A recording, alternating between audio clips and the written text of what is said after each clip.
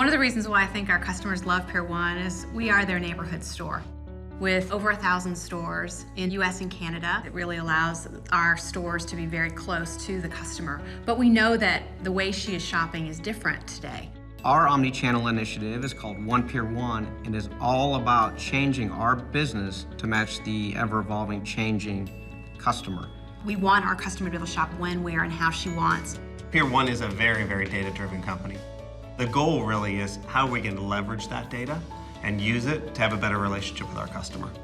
There's been a revolutionary change in data analytics.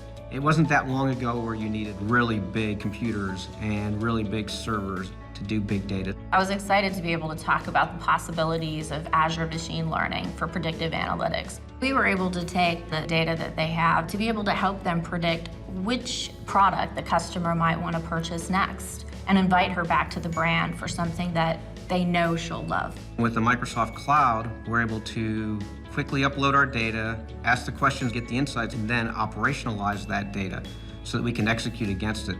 Whether it's an email campaign or a direct mail campaign, we don't want to fill up our customers' inboxes with offers that are not relevant to her.